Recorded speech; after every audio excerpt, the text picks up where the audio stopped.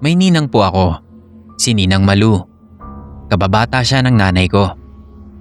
Noong mga bata pa kami ng mga kapatid ko, ay naaalala kong bumibisita palagi si Ninang sa amin. Lagi rin siyang may pasalubong na mga pagkain. Minsan may laruan pa nga.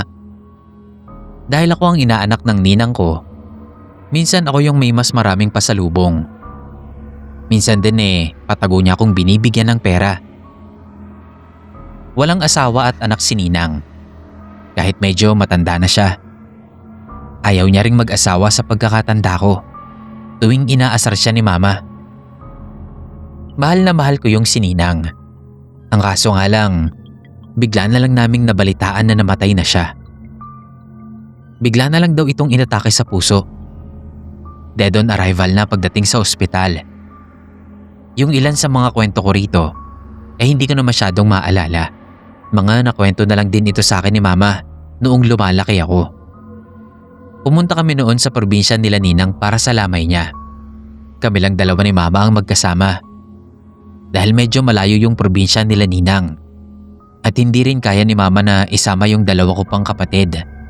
At may trabaho rin si Papa. Nasa bahay na kami nila Ninang noon.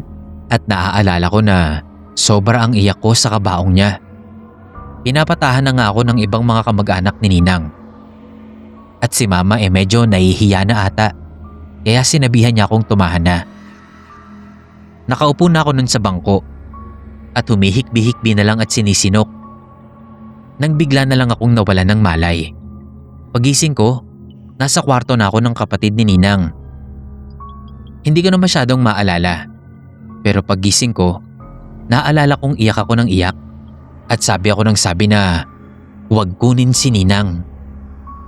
Tinanong ako ni Mama kung sino daw ang kumukuha sa ninang ko. Sabi ko, lalaking nakaitim. Iba yung itsura tapos matangkad. Sabi ni Mama, nandoon pa daw si Ninang at nakahiga. Sabi ko, nakatayo si Ninang at humihingi ng tulong sa akin. Gusto siyang kunin ng lalaki. Tapos bigla na lang akong kinumbulsyon.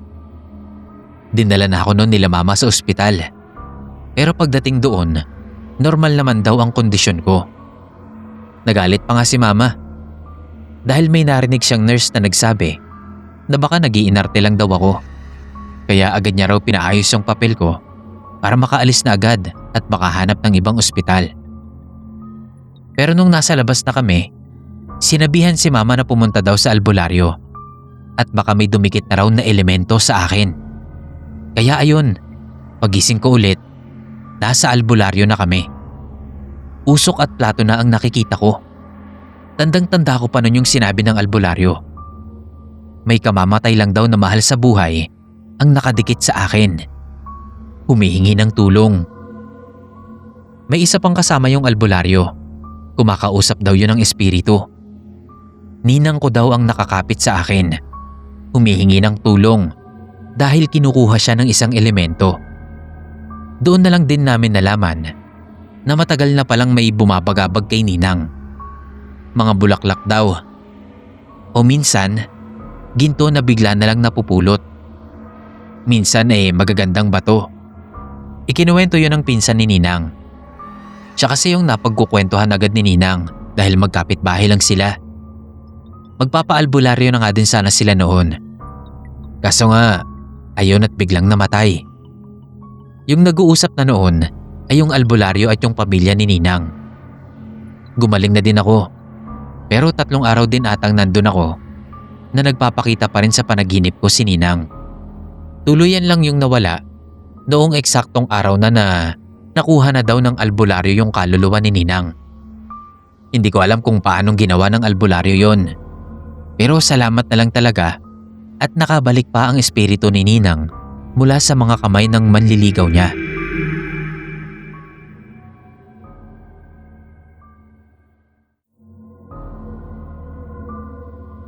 Sa totoo lang, hindi naman ako matatakotin. Mas takot pa nga ako sa buhay kesa sa mga multo. Pero sa tuwing ikinukwento ko sa mga kakilala ko ang na-experience ko sa isang BPO company, pati sila ay nagugulat. Malaki po kasi akong tao. At talagang hindi mo aakalain na matatakot ako dahil lang sa isang puting pusa. Guard po ako sa isang kilalang BPO dito sa probinsya namin. Nakatayo ang building sa isang malawak na lupain at wala pang masyadong katabing building.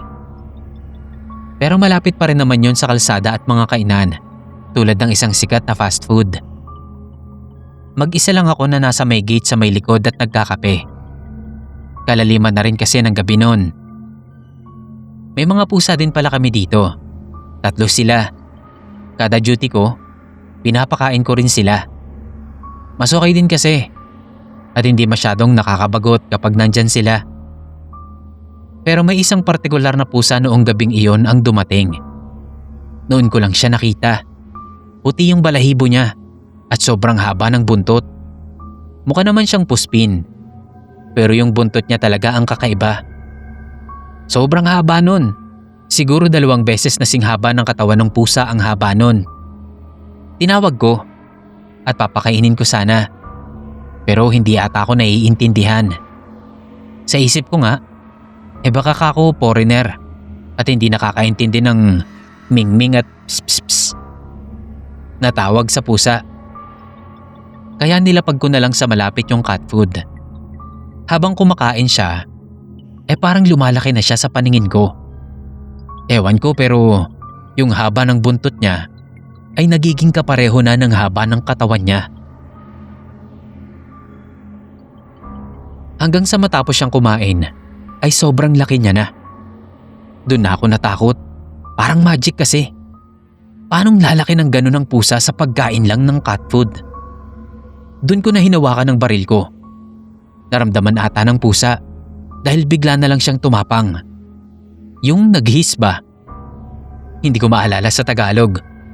Basta, tapos nakita ko rin yung unti-unting paghaba ng mga pangil niya at yung mata niya nagiging pula. Kabadong-kabado na talaga ako noon at raradyo na sana ako sa iba kong mga kasama. Pero bigla nang tumakbo yung pusa hanggang sa nakita kong parang nagpalit iyon ng anyo at naging tao. Kinabukasan na ikinuwento ko agad yon sa kapalitan kong gwardya. Kako mag-iingat siya sa puting pusa. Pero tinawanan pa nga ako. Dahil kalaki-laki ko raw lalaki natakot ako sa pusa. Kung normal ba naman yung pusa, hindi talaga ako matatakot. Kaso parang magic Biglang lumaki yung katawan at nagkapangil ng pagkahaba-haba. Tapos naging tao pa. Sinong hindi matatakot dun? Nalaman ko na lang din na nakarating na rin pala sa mga agent sa building yung nangyari. Hindi lang din pala ako ang nakakita sa pusang yon. Marami-rami na rin pala. Ang kaso nga, sa kanila, hindi naman nagbago ang anyo ng pusa. Hanggang sa umalis ako doon, ay hindi ko na ulit nakita yung pusang yon. At sana yun na ang huli naming pagkikita.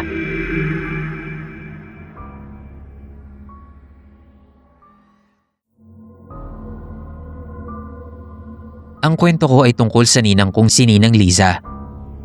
Nakababata siyang kapatid ni Mama. At dahil ninang ko siya, nakasanayan ko na siyang tawagin na Ninang kaysa tita o ante. Masayahin si Ninang. Palakwento siya. At minsan nga gumagawa na lang siya ng kwento para lang may mapag-usapan. Black sheep din pala siya ng pamilya. Napabarkada at napabisyo. Kaya hindi na rin nakapagtataka na bigla na lang siyang sumapi sa isang kulto. Hindi ko alam kung para saan yung kulto na yon o kung anong ginagawa nila doon. Dahil sa 4 na taong pagkawala ni Ninang ay bigla na lang siyang nagbago noong bigla na lang din siyang bumalik sa amin. Nang bumalik siya, halos hindi na namin siya makilala. Biglang ang tahimik niya, payat na payat, malalim ang mga mata, at minsan makikita mo na lang na nakatulala. Tumatawang mag-isa o di kaya ay bumubulong-bulong. Dinala siya ni Tito Romy sa lumang bahay sa likod lang ng compound namin. Nakatira kami sa bundok kaya medyo malayo ang pinagdalhan kay Ninang. May mga kamag-anak na kasi kaming natatakot sa mga ikinikilos at sinasabi ni Ninang. May mga kakaibang sulat na rin siya sa pader At minsan, nahuhuli pa namin nila tita na may pentagram sa kwarto niya. At ang ipinandrawing dito ay dugo. Saan galing yung dugo? Malalaman niyo po. Isang araw, pinuntahan ko si Ninang. Ako kasi ang nautosang magdala ng pagkain niya noong araw na yon dahil wala si Tito Romy. Ako rin kasi ang pinakamatanda noon sa magpipinsan. Habang papalapit ako sa bahay, ay siya ding bilis ng kabog ng dibdib ko. 12 anyos pa lang kasi ako noon at dahil sa mga kwento-kwentong naririnig ko, ay kinatakutan ko na talaga si Ninang. Ang gagawin ko na lang sana kakatok sa pinto at iiwan yung pagkain niya sa lamesang nasa tabi ng pinto. Pero hindi ko mapigilang mapasilip sa may bintana ni Ninang. Inilapag ko na yung pagkain sa mesa, pero hindi ako kumatok. Sinilip ko yung bahay ni Ninang. Halos mabingi ako sa kabog ng dibdib ko. Lalo na nang makita ko na hindi lang si Ninang ang nasa loob. May 3 pang nakarobang itim ang nandoon. At nasa harap nila ay isang altar na may bungo ng hindi ko alam kung kambing ba yun o baka o kalabaw. Basta may sungay. Tapos may mga kandilang nakapalibot, itim at pula. Nasa loob din sila ng isang bilog na may guhit-guhit. Pentagram ata ang tawag doon. Basta yung sa mga kulto. Tapos nasa gitna noon si Ninang habang hawak-hawak ang kanan niyang kamay na may tumutulo pang dugo. Yung dugo niya ang ipinangguguhit niya sa loob ng bilog. Para akong natuod nun. Takot na nga ako sa kwento nila tungkol kay Ninang. Tapos nakita ko pa yun. Dahil sa taranta ko, natabig ko pa yung lamesa at naglikha iyon ng ingay. Napalingat lang ako ng ilang segundo. Pagtingin ko ulit, nasa labas na ng pinto si Ninang. Tumutulo pa rin ang dugo niya sa kamay. Pagtingin ko sa loob, wala na rin yung mga nakaroba. Akmang hahawakan ako ni Ninang gamit yung kamay niyang may dugo. Pero agad na akong nakaiwas, sabay karipas ng takbo pa uwi. Dala na rin siguro ng adrenaline dahil ramdam ko yung pagitpit ng hangin habang tumatakbo ko. Feeling ko nun, kapag huminto ako sa pagtakbo, ay baka dugo ko na ang ipangguhit ni Ninang doon. O kaya, baka ako ang ialay nila. Pag uwi ko, umiiyak akong nagkwento sa mga magulang ko. At saktong nandoon na rin noon ang ibang tito at tita ko. Wala nga silang masyadong naintindihan nung una dahil puro lang ako iyak sa sobrang takot. Ramdam na ramdam ko pa rin ang panginginig ko noon. Itinuro ko na lang yung bahay ni Ninang para makuha nila yung sinasabi ko. Pinuntahan agad nila yung bahay. Pagdating nila, nandoon pa rin yung mga kandila, pati na yung altar at bungo. Pero si Ninang, wala na. Pinagtanong-tanong, nadyaryo, pati sa radyo, ipinahanap si Ninang. Pero hanggang ngayong matanda na ako, ay hindi na siya ulit nakita pa. O kahit balita man lang sa kanya. Pati yung kulto na kumuha sa kanya, wala rin kaming balitang nakuha o narinig. Dahil una pa lang, ay hindi naman namin alam kung anong pangalan ng kulto na yon na sinalihan ni Ninang. Ang alam ko lang sa kultong kumuha kay Ninang ay literal na makapangyarihan sila. Ibang-iba sa kulto na nakakulong na nga, gusto pang magsenador. Hanggang dito na lang po. Salamat kung mababasa niyo ito. Paalam.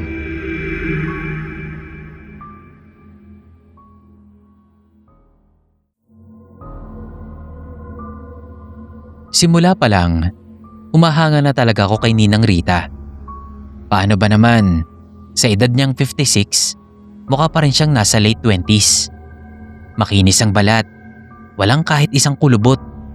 Itim pa rin ang buhok niya at walang puti. Kahit sinong makakita sa kanya, laging napapatingin. Lagi siyang tinatanong kung anong sikreto niya. At ang lagi niya lang sagot, nasa lahi lang yan. Naniwala naman ang lahat ng sinasabihan niya niyan. Paano may lahi kasing Kastila si Ninang. Pati mga kapatid at magulang niya noong nabubuhay pa raw, talagang mga mukhang bata.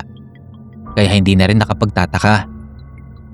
Ang hindi ko lang inaasahan ay isa pala ako sa makakaalam ng lihim ng pagiging bata ni Ninang. Nagsimula ang lahat nang lumipat ako sa bahay niya. Katatapos ko lang ng kolehiyo noon. Naghahanap ako ng trabaho sa Maynila. Nalaman yun ni Ninang at sinabi niya kina Mama na sa kanya na lang daw muna ako tumira.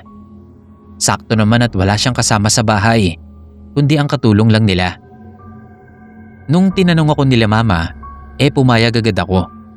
Ikaw ba naman, di ka na magbabayad ng renta Jackpot, diba? Ayun ang akala ko, pero hindi pala. Unang gabi pa lang, may narinig na akong kaluskos. Akala ko pusa lang, pero yung tunog, parang mga yabag na naglalakad. Dumadaan yon sa labas ng kwarto. Mabagal lang yon, at kasunod ng yabag na yon ay isang bagay na parang hinihila. Hindi ko madetalye, basta para siyang mabigat na bagay tapos dahan-dahang hinihila. Kapag tinitingnan ko naman sa labas, wala naman akong makikita. Pero pagbalik ko ulit sa loob ng kwarto, ayan na naman yung tunog. Magdadalawang linggo na siguro ako noon kila Ninang noong magsimula silang magpakita. Nasa taas ang kwarto ko at katatapos ko lang magbasa. Naisipan kong pumunta sa kusina para kumuha ng tubig. Pero pagbaba ko, doon ko sila nakita sa may sala. Mga babae, maputla, basang-basa sila mula ulo hanggang paa. Yung iba, nakatakip yung muka ng buhok. Tapos yung iba, kitang-kita kong nakatingin sa akin. Yung isa, may pasa sa leeg. Yung isa, butas ang lalamunan. Lahat sila may sugat o palatandaan na pinatay. Meron pang ang pugot ang ulo. Hindi ako makagalaw noon. Parang may pumipigil sa akin. Sa sobrang takot na rin siguro.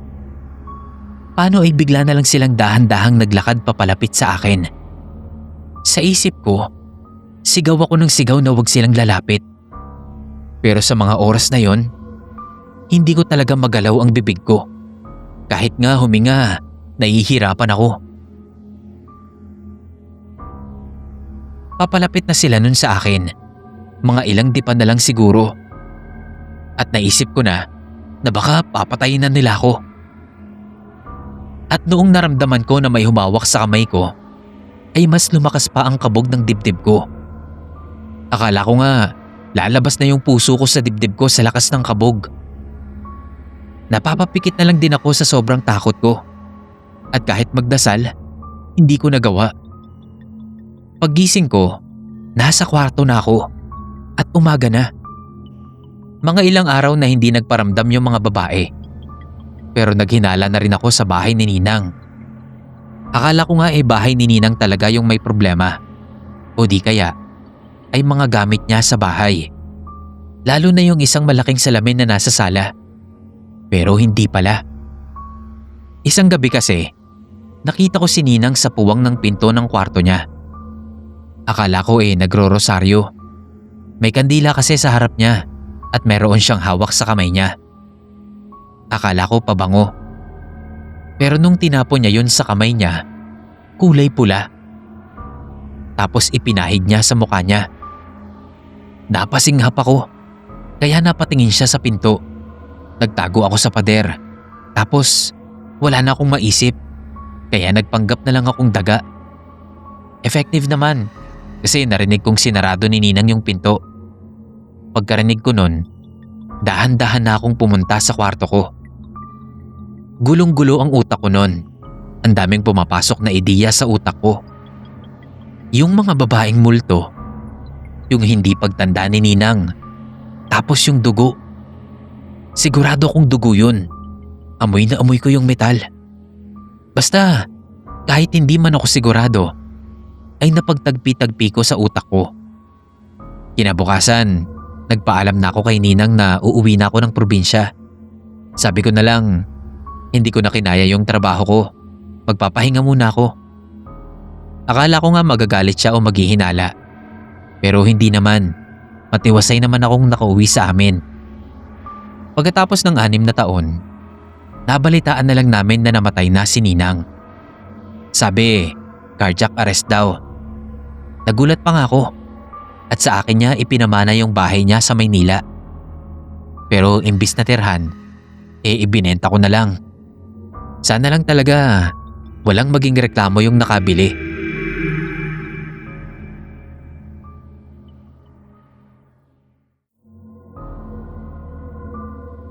Ako si Eman. Lumaki ako sa probinsya ng Quezon, kung saan ang mga kwentong engkanto, swang at tikbalang ay parte na ng pang-araw-araw naming buhay. Puro kasi pamahiin at kwento-kwento yung baryo namin. Bata pa ako noong mangyari to. Mga nasa 10 taong gulang siguro. Bakasyon yun. Naisipan kong mamundok para manghuli ng gagamba. Paborito kong gawin yun tuwing tag-ulan. Mas madali kasi akong nakakahuli kapag ganon. Tapos naibibenta ko pa yun minsan sa mga kaklase ko. Napapagalitan nga ako nila lola dahil baka maengkanto raw ako. Pero matigas ang ulo ko. Mag-aalas 6 na nun at pauwi na ako ng bahay. Nang may marinig akong parang yabag at ungol ng kabayo. Lumapit ako sa pinanggagalingan ng tunog. Naglakad ako at umakyat pataas na bahagi ng gubat. Pagdating ko sa tabi ng maliit na bangin, doon ko sila nakita. Si Ninang Letty. Nakadaster lang, pawis na pawis at nakasandal sa isang puno. At sa harap niya, isang nilalang na kalahating tao at kalahating kabayo. Tikbalang. Ang ulo ay sa kabayo. May pulang mga mata. Malalaki ang ngipin. Pero yung katawan niya, tao. Maskulado na mabalahibo. At yung amoy niya, parang pinaghalong pawis, lupa at bulok na kahoy. Hinahaplos niya si Ninang. At si Ninang naman, parang nagayuma. Humaling na humaling sa haplos ng tikbalang. Hindi ko alam kung anong mararamdaman ko nun. Takot, galit, o pandidiri. Gusto kong sumigaw at ginawa ko nga. Tinawag ko si Ninang. Ang tanga ko nga Tuwing naaalala ko, naiisip kong dapat umuwi na lang ako at nagsumbong. Kasi imbis na si Ninang, ay yung tikbalang yung lumingon sa akin. Kitang-kita ko yung pula niyang mga mata. Tapos binitawan niya si Ninang. Pagbitaw niya, bigla siyang tumakbo papunta sa akin. Ako naman, edi syempre tumakbo rin. Kabadong-kabado ko nun at sobrang takot na takot. Umatake na rin sa akin yung adrenaline. Sa kakatakbo ko kasi, ay naalala ko pang nagpagulong-gulong ako sa may bangin. Tapos biglang tumayo na parang walang nangyari. Sabay takbo ulit pa uwi ng bahay. Pag uwi ko, hingal na hingal ako. Tapos bigla akong nanghina. Hindi na rin ako nakaiyak. Tapos naalala ko na lang na bigla na akong hinimatay. Paggising ko ay nasa katre na ako. At nandoon yung albularyo na si Katukleng. Ang sabi niya kay Lola, napagtripan daw ako ng tikbalang sa gubat. Ayaw nang lumabas sa tawas. At doon na parang nag-click sa utak ko. Umiyak ako at nagkwento sa kanila. Agad na ipinatawag ni Ninong Bert yung asawa niyang si Ninang Letty. Tapos yung iba pang mga lalaki sa baryo namin. Pinuntahan nila yung tinutukoy kong puno sa gubat. At doon nga, nakita din nila si Ninang na walang malay sa gubat. Wala daw tikbalang, pero may mga buhok daw ng kabayo silang nakita. Meron pang araw hawak si Ninang. Hindi ko na alam yung ibang nangyari, pero ang kwento na narinig ko kay Lola ay napagkatuwaan daw ng tikbalang si Ninang at gusto siyang kunin. Wala din daw kaalam-alam si Ninang sa nangyari. Ang sabi daw ni Katukleng, ilayo na si Ninang doon para hindi tuluyang makuha ng tikbalang. Kaya ilang araw lang ang lumipas ay lumabas na agad sila Ninong at Ninang papuntang Maynila. Noong namatay si Lola, ay si Ninong at Ninang na ang kumupkup sa akin. Nag-iisa lang din kasi ang anak nila. At itinuring na din nila akong sarili nilang anak. At ngayong matanda na ako, ay napagkukwentuhan pa rin namin yung nangyari kay Ninang. Biro pa nga ni Ninong. Gusto pala ni Ninang ng macho. Ba't daw hindi siya nagsabi? Kaya niya naman daw yun. Ayun na, tatawa naman kami ng tatawa. Si Ninang naman, nandidiri. Kahit hindi niya kasi maalala yung nangyari, ay nai-imagine niya naman. Hindi na rin pala siya nasundan ng tikbalang. At sana lang ay hindi na talaga. Kung ayaw niyang makatikim ng suntok galing sa muscle ni Ninong.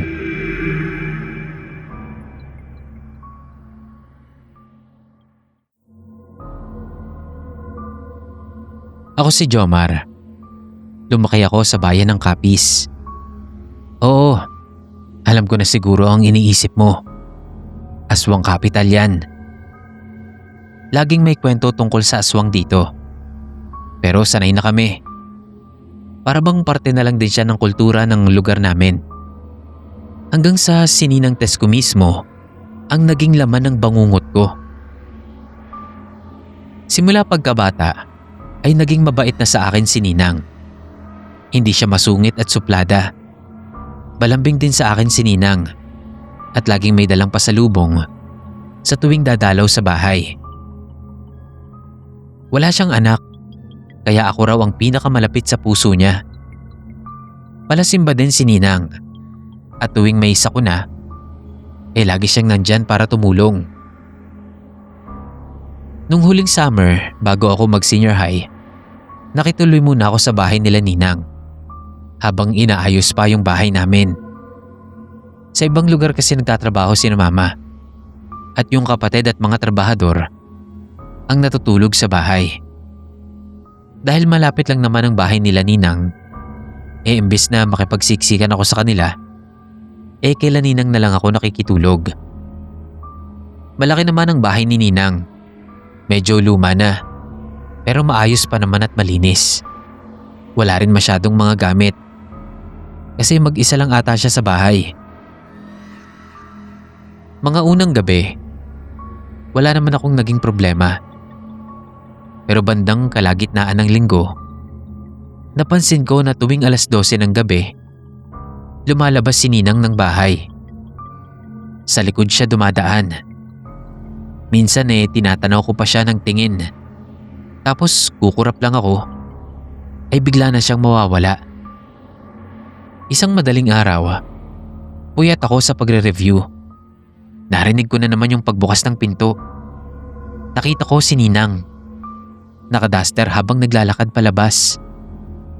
Sumilip ako sa bintana. Dumiretso siya sa madamong bahagi ng likod bahay, papunta sa kakahuyan. Hindi ko alam kung anong sumapi sa akin, pero sinundan ko siya. Nagtago ko sa may puno ng mangga. Mga 5 metro ang layo ko mula kay Ninang.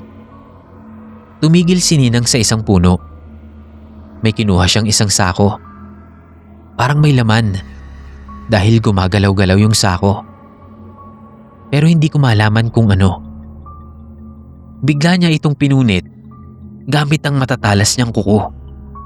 Oo, kuko na parang kutsilyo. Ewan ko kung paanong biglang humaba ang kuko niya. Litong-lito tuloy ako nung mga oras na yon. Tumambad sa harap ni Ninang ang isang tuta. Umiingit ng iyak at imbis na haplos ay bigla niya yung nilapa. Oo, nilapa. Kinain niya ng buhay. Walang emosyon yung mukha niya habang minumukbang niya yung kawawang tuta. Bigla na lang akong nanigas nun.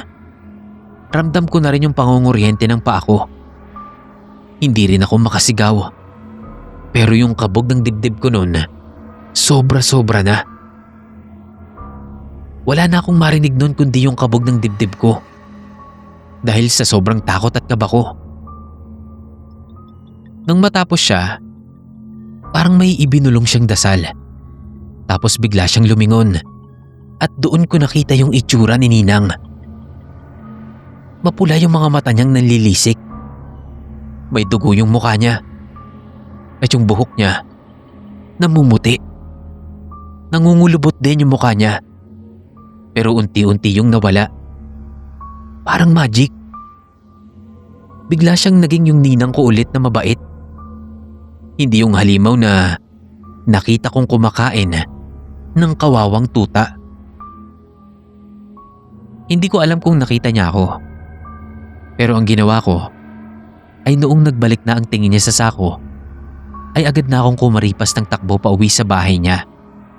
Sabay sarado ng pinto. Kinabukasan, parang walang nangyari.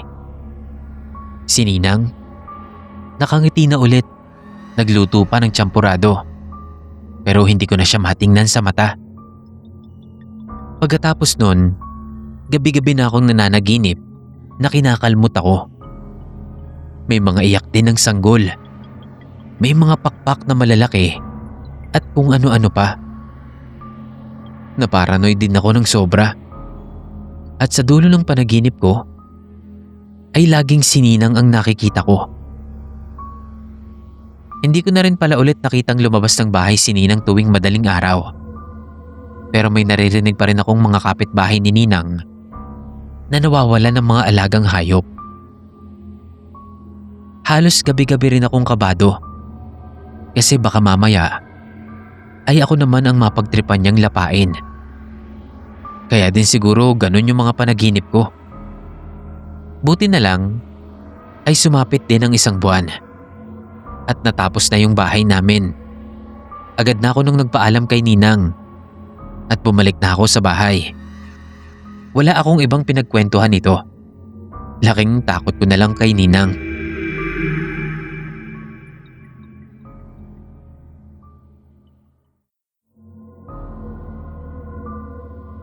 Ako nga pala si Jude. Nakatira ako noon sa isang maliit na apartment na malapit lang sa site. 3 kaming engineer na nakatira doon. Pero kadalasan ako lang ang tao. Mag-isa lang ako doon. Yung 2 kasi, nakakaya pang makauwi sa kanila. Palibhasa mga taga Laguna at Cavite lang. Dahil nga mag-isa lang ako, ay katahimikan lang ang bumabalot sa bahay. May kapitbahay din naman ako, pero medyo malayo. Isang araw ay nagsimula akong makarinig ng kaluskos sa labas. Akala ko nga ay daga lang. Bago kasi yon, ay may nakita akong malaking daga na napadaan sa labas ng bahay. Hanggang sa may narinig akong boses. Pusa? Sabi ko sa isip ko. Magtatatlong buwan na ako dito pero noon lang ako nakakita ng pusa. Tinignan ko sa bintana ng sala at pusa nga. Isang malaki at itim na pusa yun. Hindi ko na nga maaninag dahil sa sobrang dilim na. At isa pa, sobrang itim ng balahibo niya. Tinawag ko pa nga. Pero tinignan lang ako. At ewan ko kung namalikmata lang ako pero parang kuminang yung mga mata niya. Tatawagin ko pa sana ulit. Pero may nagbukas na ng gate. At natakot ata yung pusa, kaya tumakbo na siya sa may bakanting lote. Hindi ko pa pala nasabi na madaming damo at mga bakanting lote yon. At sa pinakadulo nun ay isang malaking puno ng talisay. At sa tingin ko ay doon pumunta yung pusa. Hindi nga ako nagkamali dahil isang beses ay nakita ko siya doon sa taas ng talisay. Nakatingin na naman siya sa akin at kumislap na naman ang mga mata niya. Habang nakatitig siya sa akin, ay may nahagip bigla ang mga mata ko. Nilipat ko doon ang tingin ko. Isang matandang babae. Nakaitim siya na bestida. Meron siyang pandong sa ulo na salakot ba yung tawag doon? Basta yung inilalagay sa ulo ng matatanda kapag nagsisimba. Hindi ko masyadong makita ang ekspresyon ng matanda. Gabi na kasi noon. Tinawag nung matanda yung pusa. Gracia ang tawag niya at agad naman iyong tumalon mula sa puno ng talisay at lumapit sa matanda. Tatawagin ko pa sana yung matanda pero bigla na silang nawala. Alam kong hindi na ako namamalikmata nun kasi halos hindi ako kumurap nun dahil nawiwirduhan ako sa dalawa. At bago pa ako makapagsalita ay nawala na sila agad sa paningin ko. Kahit tumakbo pa ako sa dati nilang kinatatayuan ay talagang hindi ko na sila nakita. Kinabukasan ay saktong dumalaw yung may-ari ng apartment. Ikinuwento ko naman agad sa kanya yung nangyari. Nagulat pa nga ako sa reaksyon niya. Ang unang tanong niya sa akin, kung sinaktan ko daw ba yung pusa? Sinagot ko naman, at kako, hindi ko nga malapitan, saktan pa kaya? At parang nakahinga naman siya ng maluwag. Doon niya na ikinuwento sa akin na may matanda daw na nakatira sa likod ng apartment. Sa may gubat, pabundok na kasi yung likod ng apartment. Dati daw kasi ay may ibang umuuko pa ng apartment at napagbuhatan daw ng kamay yung pusa. Nauntog daw yung pusa sa gilid ng lamesa at dumugo ang ulo. Bago pa daw mahawakan ulit ng dating tenant yung pusa, ay nasa loob na daw ng apartment yung matanda at agad na kinuha yung pusa. Tinignan pa daw siya ng masama bago ito lumabas ng bahay. Nagtaka daw yung umuupa dahil paano daw nakapasok yung matanda. Nakasarado naman daw yung pinto. Nakita pa nga daw niyang binuksan yon ng matanda bago umalis. Sa takot daw ng umuupa, ay tinawagan niya daw agad yung may-ari. At pagkatapos nun, ay sunod-sunod na raw ang naging kamalasan ng dating tenant. Hindi naman sobrang lala na ikamamatay niya, pero sobrang random daw. Iyong tipong bigla-bigla na lang siyang mapapatid. Maiiputan ng ibon, laging napapagalitan sa trabaho, nawawalan ng kuryente o tubig, nabubuhusan ng tubig kapag papasok na sa trabaho, at kung ano-ano pa. Halos wala nga raw yun, kung hindi lang sunod-sunod sa isang araw iyon nangyayari. Natapos lang daw iyon nung nag-iwan siya ng litsyong manok sa may puno ng talisay. Hanggang sa makaalis daw yung umuupa, ay wala nang nangyari pa sa kanya. Hindi lang daw naikwento agad ng may-ari sa akin yon dahil akala niya hindi na magpapakita sa akin yung pusa. Pero mula noon hanggang sa matapos namin yung project sa Batangas ay nagiiwan na rin ako lagi ng nakadilatang cat food sa may puno ng talisay. Sa akin respeto na lang o di kaya ay alay para wag lang sa akin mangyari yung mga kamalasan. Ewan ko nga kung dahil sa pusa. Pero bago ko umalis ng Batangas, nakita ko pa yung pusa at parang nagpapaalam. Pagka-uwi ko ng Makati at ibababa pa lang ang bag ko, ay agad akong nakatanggap ng tawag mula sa HR. Na-promote daw ako.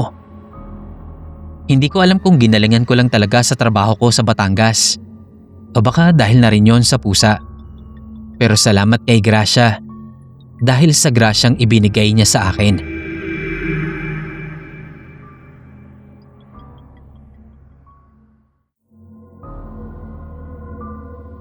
Magandang araw o gabi po sa lahat ng mga nakikinig. Ako nga pala si Marco. 30 anyos na ako ngayon. Pero may isang pangyayari lang sa buhay ko ang hindi ko pa rin makalimutan. 14 anyos ako noon at nakasanayan ko na noon na nasa birthday ko palagi si Ninang Isabel. Umaraw o bumagyo man sa birthday ko, hindi yan mawawala si Ninang. Isang debotong Kristiyano iyong si Ninang. Tipong nakabelo tuwing magsisimba. Laging may rosaryong hawak at naging parte na rin ng lektor ng simbahan. Dahil doon ay hindi na rin katakataka na ang mga regalo niya sa akin lagi kung hindi pagkain ay mga bagay naman na makadiyos o makasimbahan. Tulad na lang ng Biblia, rosaryo at pati na maliliit na babasahin na pangrosaryo. Sa birthday kong yon, isang 2 pulgadang Santo Niño ang regalo sa akin ni Ninang. Santo Niño de Palabo yung imahe. Mukhang kakabili niya lang nun dahil naka-plastic pa. Sabi niya, pabendisyonan ko na lang daw pagsimba namin sa linggo. Hindi niya na kasi nagawang ipabless dahil dinaanan niya lang yon sa binilhan niya. Kahit wala naman akong hilig, ay masaya akong tinanggap ang regalo ni Ninang. Kaya rin siguro yun ang lagi niyang regalo. Dahil tanggap lang ako ng tanggap. 2 araw pa lang sa may tokador namin yung Santo Niño ay bigla yung natabig ng kapatid ko at nabasag. Naputol yung kamay nun at nabali ang leeg. Bigla akong kinabahan. Hindi lang dahil alam kong mapapagalitan ako ng ninang ko, kundi dahil parang may presensya din yung Santo Niño na hindi ko maintindihan. Itatapon na sana yun ni Mama, pero pinigilan ko. Baka ako magawa pang ayusin. Pero sabi ni Mama, malas daw na may basag na imahe o rebulto sa bahay. Pero ewan ko, mas nanaig ang takot ko na magalit si Ninang sa akin. Kaya pinigilan ko talaga si Mama. Kinabukasan, tinawagan namin si Ninang. Naisip ko kasi na sabihin na sa kanya at baka mas lalo pa siyang magalit kung hindi ko sasabihin. Doon na lang din namin nalaman na nasa ospital pala si Ninang at nasa critical na siyang kondisyon. Dumalaw pa kami sa ospital pero hindi na namin naabutang buhay si Ninang. Nabundol pala ng truck si Ninang habang tumatawid papunta sa simbahan. Doon na din nagsimula ang mga kakaibang nangyayari sa bahay. Bigla kasing yung basag na Santo Niño ay bumalik sa dati. Parang hindi nasira at kahit gasgas ay wala. Yung ilaw ko sa kwarto noon ay bigla na lang nagpapatay sindi. At tingin ko parang may nakatingin sa akin. Kada pipikit ako ay parang may bumubulong sa akin at nakakarinig na rin ako ng parang nababasag na bote. Isang araw pa nga, nakita ko na lang nabasa yung tokador at may maliliit na yapak na mga paa sa sahig namin. Takot na takot akong ikinuwento yun kay Mama, kaya agad na naming ipinabless yung imahe. Laking pagtataka at takot namin ni Mama. Dahil pagdating namin sa simbahan, ay bigla na lang yung nag-collapse. Biglang nasira. Kung ano yung itsura niya noong nabasag siya ng kapatid ko, ay ganoon na ulit yung nangyari sa kanya. Kaya mas lalo naming ipinatuloy yung pagpapabless ng imahe kahit sira na. Akala nga namin na ipapagalitan kami ng pare, pero tinanong lang niya kami kung anong nangyari. Pagkatapos naming magkwento, sinabihan kami ng pare na nasa likod na lang ng simbahan namin ilibing yung imahe. At doon na din yun benendisyonan. Natakot pa kami ni Mama dahil baka bigla na lang makita namin sa bahay yung imahe ng Santo Niño. Pero awa naman ng Diyos, hindi na yun bumalik. Kapag napapag-usapan namin yun, ay may mga haka-haka ang mga kamag-anak ko. Na kesyo baka si Ninang daw yung sumapi sa Santo Niño. Dahil nga nabasag ito. Meron ding nagsabi na baka nakawala yung masamang espiritu o kung ano man yung naninirahan dito dahil nga nabasag yung imahe. Meron ding baka daw nagkaganon dahil hindi pa pinabless agad. Pero kung ano man ang dahilan ay hindi pa rin namin alam. At ang gusto ko na lang sana, hindi na yun mangyari ulit. Natakot na tuloy akong mag-alaga ng Santo Niño.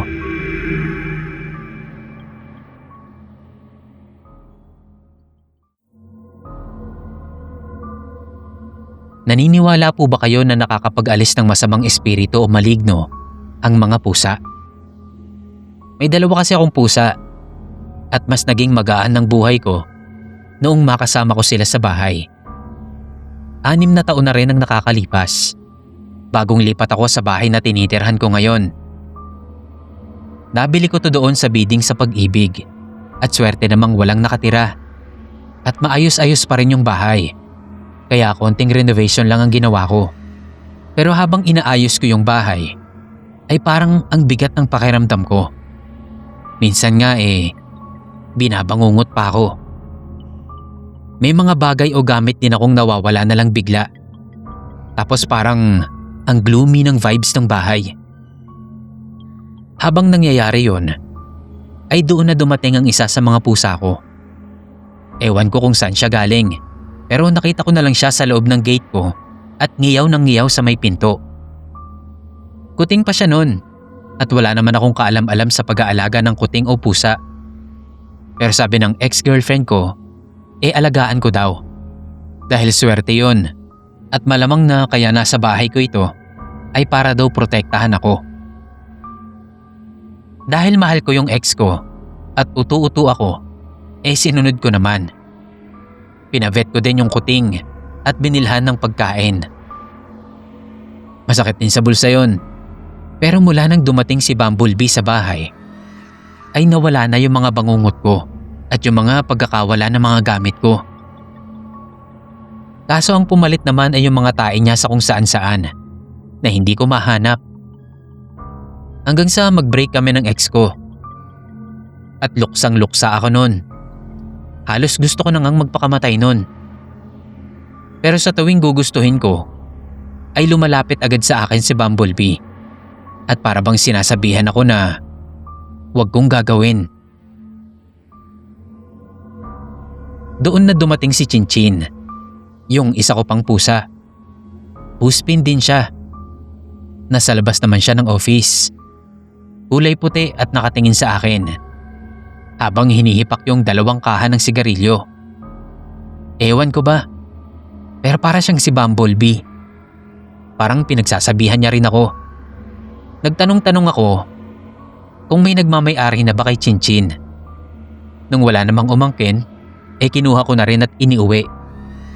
Ang bilis nilang nagkasundo ni Bumblebee. May isang beses pa pala na naglalaro yung 2. Naka-work from home ako noon. Nang bigla na lang silang nagalit at nagsipagtaasan ng mga balahibo. Parang may nakikita sila na hindi ko nakikita. Tapos parang hinabol nila yon palabas ng pinto. At doon na sila umupo na parabang nagbabantay. Ilang beses pang naulit yon. Tsaka sa masasamang tao, parang mabilis din silang makaramdam. Isang beses kasi, dumalaw sa bahay yung isa kong pinsan na kinaiinisan ko. Durugista kasi yon at gusto sanang mangutang. Hindi pa siya nakakapasok ay galit na agad yung 2 kong pusa sa kanya. Nakita kong sisipain niya nga sana. Pero pinatunog ko yung kamao ko. Saka siya biglang umalis. Natakot ata. Isa pa yung ex ko. Pumunta siya nun sa bahay 4 na taon pagkatapos ng breakup namin. Kasama niya yung pinsan ko nun. At wala naman na akong nararamdaman para sa kanya. Kaya okay lang. Yung mga pusa, okay lang din sa kanya nung una. Pero ewan ko kay Chinchin. Kasi bigla niya nalang kinalmot yung paa ng ex ko. Tapos tumakbo sa kusina at nagtago. Sinabihan pa ako ng pinsan ko na paalisin ko na daw yung mga pusa. Masyado raw matatapang. Kako di sana pati siya kinalmot. Pagkasabi ko noon, bigla siyang kinalmot ni Bumblebee. Napuruhan tuloy ako ng bayad sa vaccine. Pero okay lang yon. Sa tingin ko gumanti lang ang mga pusa ko sa mga walang ya. Yun palang pinsan ko na yon ang lalaki ng ex ko nung hiniwalayan niya ako. At ang mga demonyo, mangungutang lang pala kaya pinuntahan nila ako.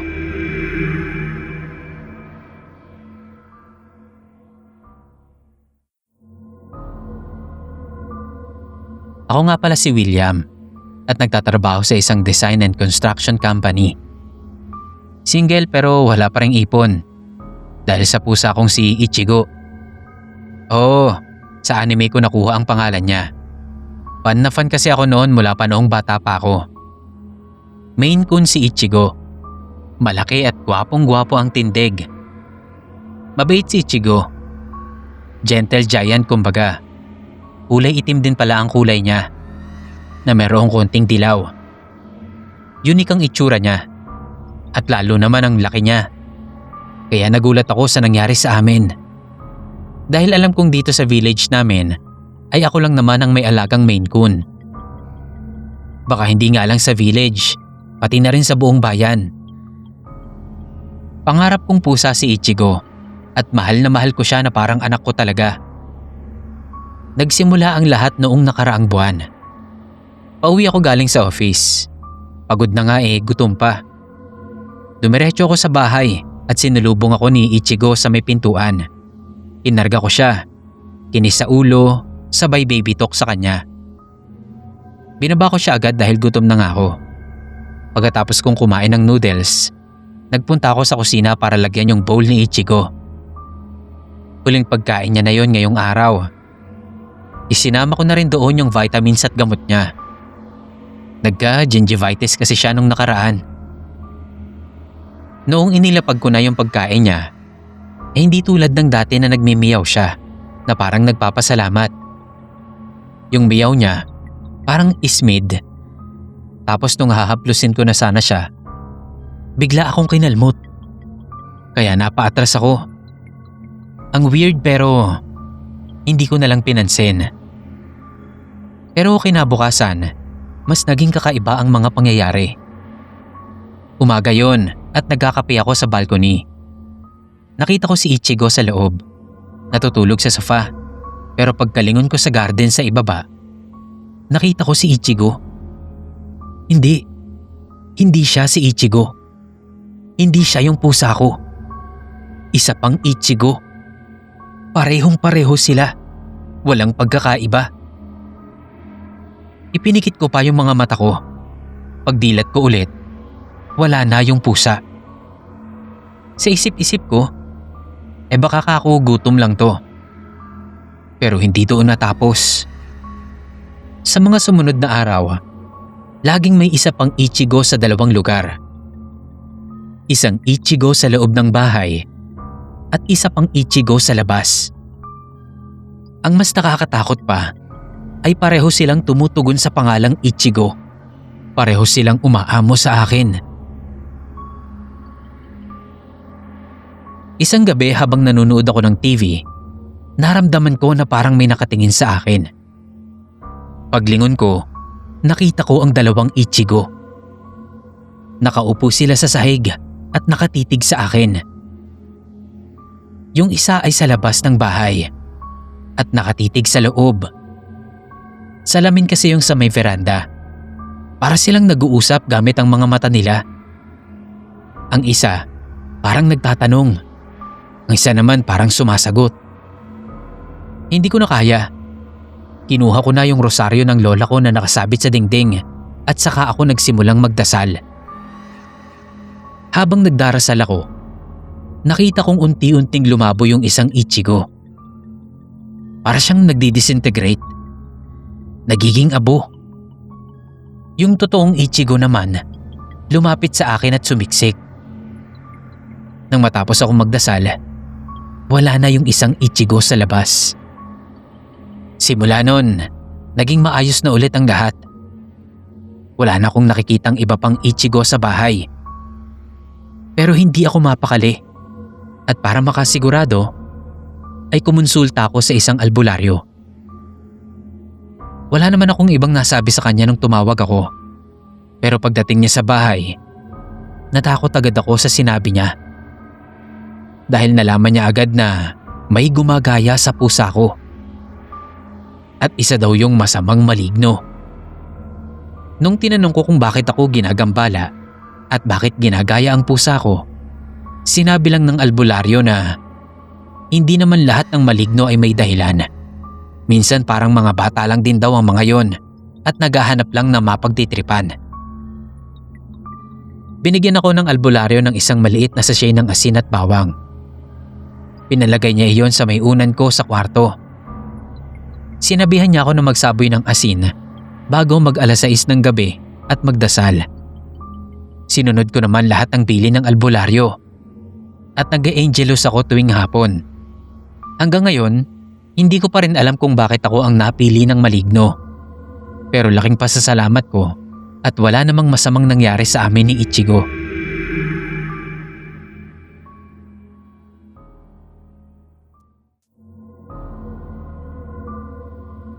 Kwento ko lang po noong may kakaibang nangyari sa akin.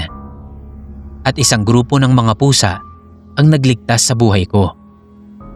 Hindi ko alam kung ano yung sumunod sa akin. Pero alam kong hindi yun tao. At kung hindi dahil sa mga pusa sa daan, baka wala na ako ngayon. Galing ako sa inuman noon, kasama ang mga kaibigan ko. Birthday kasi nung isa kong kaibigan, kaya nagpa-blowout. At dahil minsan na nga lang din kami magkita-kita, umuo naman agad ako. Kahit may pasok pa ako kinabukasan nun. 12:00 na yon ng hating gabi, kaya nagpaalam na ako. Ayaw pa nga akong pauwiin. Kako malilintikan ako sa boss ko pag nagkataon. Medyo tipsy na ako nun, pero kaya ko pa namang magmaneho ng motor. Binaybay ko ang madilim at tahimik na kalsada papunta sa amin. Bihira ang dumadaan na sasakyan, pero dahan-dahan pa rin ako. Mahirap na at medyo nakainom. Pero may kakaiba akong nararamdaman noong malapit na ako sa isang eskinita na mayroong malaking puno ng akasya. Para kasing may nakatingin sa akin. Tinignan ko sa side mirror ko, pero wala naman akong nakita. Mas lalo ko yung nararamdaman habang papalapit ako ng papalapit. Ewan ko, feeling ko nga nasa tabi ko na yung kung sino mang nakatingin sa akin. Nanlalamig na ako at kinikilabutan. Pinagpapawisan na ako ng malapot at umuusal na rin ako ng ama namin. Gusto ko na rin sanang paharurutin yung motor.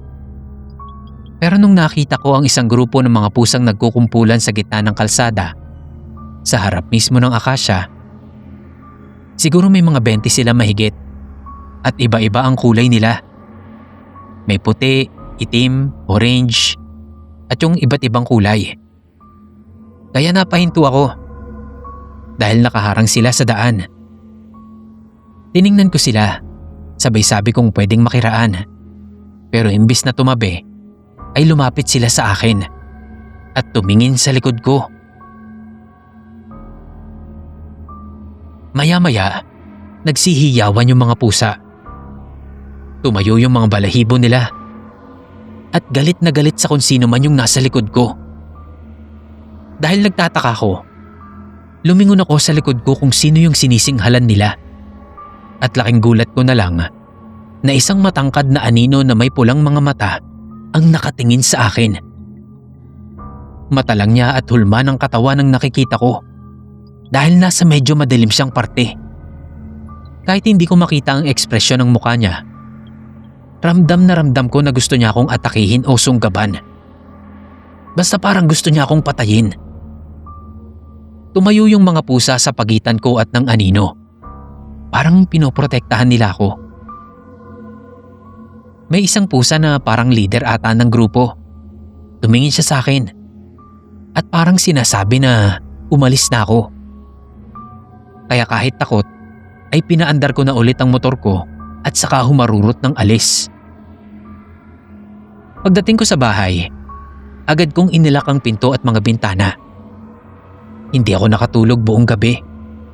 Siguro nakaidlip pero nagigising din agad. Kinabukasan, bumalik ako sa lugar pero wala na doon ang mga pusa. Wala na rin yung anino pero nandoon pa rin yung pakiramdam na parang may nakatingin sa akin. Simula noon na hindi na ako dumadaan sa lugar na yon at sa tuwing nakakakita ako ng mga pusa ay hindi na normal na hayop lang ang tingin ko sa kanila. Para na silang superhero sa paningin ko. Kaya lagi akong may dalang cat food sa bulsa o bag. Hindi man ako nakapagpasalamat sa mga pusang tumulong sa akin, ay idinadaan ko na lang sa mga kalahi nila. At alam kong makakarating din naman yon sa kanila.